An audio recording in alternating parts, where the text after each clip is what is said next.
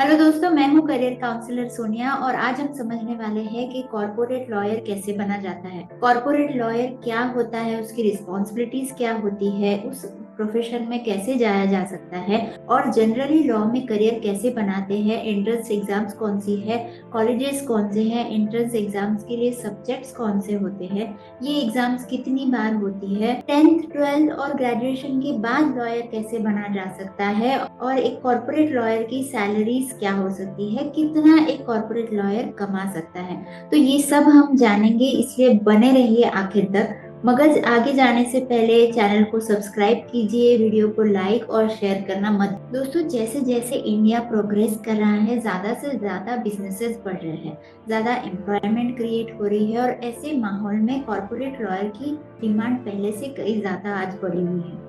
ये आखिर करते क्या है? कॉर्पोरेट लॉयर वो होते हैं जो कॉर्पोरेट लॉ में स्पेशलाइजेशन करते हैं। ये ध्यान देते हैं कि business according to Indian government law से चल रहा है या नहीं। एक बिजनेस को चलाने के लिए कौन सी लीगल फॉर्मेलिटीज कंप्लीट होनी चाहिए। बिजनेस में इन्वॉल्व होने वाले अलग अलग स्टेक होल्डर्स जैसे share holders, employee, owner, founders, इनकी इनके राइट्स क्या है, इनकी रिस्पॉन्सिबिलिटीज क्या है। बिजनेस जो जिस भी तरह का हो उसके लिए कोई लीगल फॉर्मेट्स होते हैं, वो लीगल फॉर्मेट्स कंपल्सरीली फॉलो करने होते हैं। क्या ये कंपनीज ये लीगल फॉर्मेट्स फॉलो कर रही है या नहीं कर रही है, ये सब चीजें एक कॉर्पोरेट लॉयर देखता है। इसे एक बिजनेस लॉयर भी कहा जाता है। और जैसे जैसे बिजनेस बड़े होते हैं, कॉम्प्लेक्स होते हैं, वैसे वैसे ही एक कॉर्पोरेट लॉयर की एक्सपर्टीज बहुत ज्यादा मायने रखती है। इसलिए ये प्रोफेशन हमेशा डिमांड में रहने वाला है, क्योंकि जो भी लोग बिजनेस करते हैं, अपना बिजनेस बढ़ाना चाहते हैं, उन्हें लीगल गाइडेंस की जरूरत जरूर पड़ती है और यहाँ पर कॉर्पोरेट लॉयर बहुत ज्यादा कंपलसरी हो। अब हम एक बात समझने की कोशिश करते हैं कि 10th 12th और ग्रेजुएशन के बाद लॉ में कैसे जाया जाता है। तो 10th के बाद तो वैसे आप डायरेक्टली लॉ में नहीं जा सकते, मगर 10th के बाद अगर आपके पास ये आइडिया क्लियर है कि आपको लॉ में करियर बनाना है, तो आप वैसे सब्जेक्ट 11th और 12th में चूज कर सकते हैं, जैसे ह्यूमैनिटी या सोशल साइंस हुआ या इकोनॉमिक्स के कोई सब्जेक्ट हुए जो शायद कॉर्पोरेट लॉ में आपको ज्यादा हेल्पफुल हो सकते हैं। तो ये अगर सब्जेक्ट्स आप 10th के बाद ही चूज कर लेते हैं तो आगे आपके एंट्रेंस टेस्ट में और भी कई तरीके से ये ज्यादा आपकी हेल्प कर सकता है।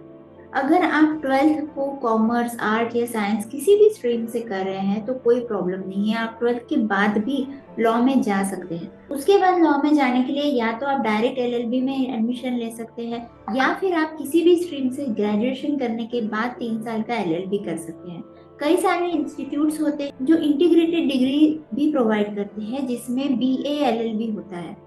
ये 5 साल का कोर्स होता है जहां आप 5 साल देकर एलएलबी हो सकते हैं, या फिर आप 3 साल का डायरेक्ट कोर्स भी एलएलबी का कर सकते हैं।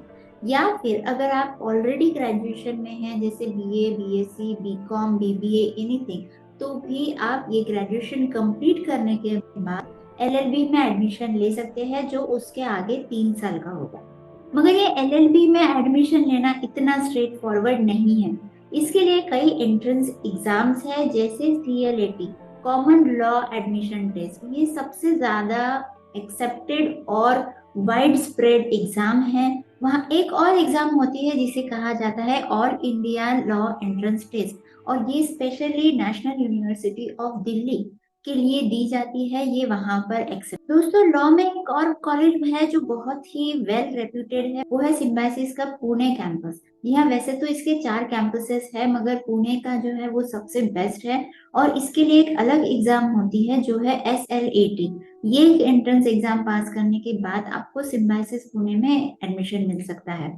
इसी के साथ और भी कई होती है, जैसे महाराष्ट्र की अपनी स्टेट की एक एग्जाम होती है, लॉ एंट्रेंस टेस्ट होती है। वैसे ही हर स्टेट में अपनी लॉ एंट्रेंस टेस्ट भी होती है। अगर इन एंट्रेंस टेस्ट की फॉर्मेट के बारे में समझना चाहें तो ये लगभग एक जैसे ही फॉर्मेट्स है। कोई 120 मिनट्स के हैं, कोई 60 मिनट्स के हैं, मगर सब में आपका लॉजिकल रीजनिंग, लीगल रीजनिंग, आपकी इंग्लिश और आपका जनरल नॉलेज टेस्ट किया जाता है। इसलिए आप प्रिपरेशन सीएलएटी के लिए कर सकते हैं और उसके बाद ये सारी एग्जाम्स भी आप अटेम्प्ट कर सकते हैं। मगर याद रखिए ये एग्जाम्स इतनी इजी नहीं होती, इसके लिए प्रॉपर प्रिपरेशन की जरूरत होती है। कम से कम 1 साल आपको इसकी प्रिपरेशन के लिए देना चाहिए, और उसके बाद आप अच्छे से अच्छे कॉलेज से अगर लॉ करेंगे तो आपको करियर बनाने में ज्यादा परेशानी नहीं है। तो यहाँ तक हमने देख लिया है कि 12th के बाद या तो आप ग्रेजुएशन कीजिए और उसके बाद आप एलएलबी कीजिए, या फिर आप 12th के बाद एंट्रेंस एग्जाम्स देकर आप डायरेक्ट एलएलबी में एडमिशन ले सकते हैं। मगर सिर्फ एलएलबी कर लेने से कोई लॉयर नहीं हो जाता। इंडिया में आपको ऑल इंडिया बार एग्जाम जो लॉयर्स की होती है वो पास करनी होती है। ये थोड़ी टफ एग्जाम होती है, इसके लिए आपके लॉ में अच्छी पकड़ होनी चाहिए। एक बार आप ये एग्जाम पास कर ले, उसके बाद आपके पास एक लाइसेंस होता है कि आप लॉ की प्रैक्टिस कर सकते हैं। ये एग्जाम पास होने के बाद आप सीएलएटी फिर से दे सकते हैं एलएलएम करने के लिए, जो 1 साल का होता है। और इस एलएलएम में आप कई तरह की स्पेशलाइजेशन कर सकते हैं। अगर आप कॉर्पोरेट लॉयर बनना चाहते हैं तो आप कॉर्पोरेट लॉ या बिजनेस लॉ में अपना स्पेशलाइजेशन कीजिए। इससे आपकी उसमें जो नॉलेज है वो बढ़ जाएगी और आपको डायरेक्ट प्लेसमेंट भी मिल सकती है। मगर अगर आपको डायरेक्ट प्लेसमेंट नहीं मिलती है किसी वजह से, तो भी उदास होने की जरूरत नहीं है। आप एज एन इंटर्न कहीं काम कर सकते हैं। बहुत सारी लॉ फर्म्स होती है जो ऐसे इंटर्न्स को हायर करती है एसोसिएट इस लेवल पर। एसोसिएट की सैलरी क्या होती है, आगे जाकर आप कितना कमा सकते हैं, ये हम वीडियो के आखिर में देखेंगे। मगर अभी तक की इन्फॉर्मेशन आपको अगर सही लगी है, अच्छी लगी है, तो इस वीडियो को लाइक शेयर जरूर कीजिएगा। और अगर आप ये समझना चाहते हैं कि आपके लिए कौन सा करियर बेस्ट है, तो आप मुझसे कनेक्ट कर सकते हैं डिस्क्रिप्शन में दिए गए ईमेल आईडी पर, या इंस्टाग्राम अकाउंट, या व्हाट्सएप, या फिर आप मेरी वेबसाइट चेक करके वहां से भी मुझसे कनेक्ट कर सकते हैं। तो आगे बढ़ते हैं। आप एलएलबी करने के बाद भी एज एन इंटर्न ज्वाइन कर सकते हैं, फिर एलएलएम कर सकते हैं, या फिर एलएलएम करने के बाद आप एज एन एसोसिएट ज्वाइन हो सकते हैं। उसके बाद आप सीनियर एसोसिएट बन सकते हैं, पार्टनर बन सकते हैं किसी फर्म में।